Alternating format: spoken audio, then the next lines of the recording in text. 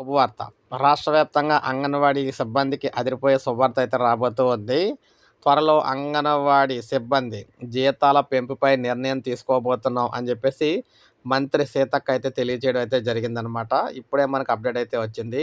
రాష్ట్రంలోని అంగన్వాడీ టీచర్లు, ఆయాల జీతాల పెంపుపై త్వరలో నిర్ణయం తీసుకోనున్నట్లు రాష్ట్ర మహిళా శిశు సంక్షేమ శాఖ మంత్రి సీతక్క తెలిపారు.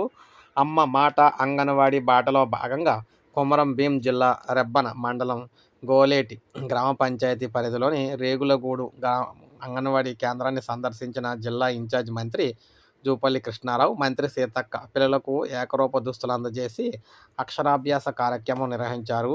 అనంతరం మంత్రి సీతక్క మాట్లాడుతూ, ఈ నెల 6న ప్రతి జిల్లా నుంచి 3 చొప్పున అంగన్వాడీ టీచర్లను పిలిపించి వారి ఆలోచనలు తీసుకుంటాం. అనంతరం వేతనాల పెంపుపై నిర్ణయం తీసుకుంటాం. రాష్ట్రంలో అంగన్వాడీ కేంద్రాల్లో పలు ఖాళీలు ఉన్నాయి. వాటిని భర్తీ చేసేందుకు కలెక్టర్లకు ఆదేశాలు కూడా ఇచ్చామని చెప్పేసి అన్నారు.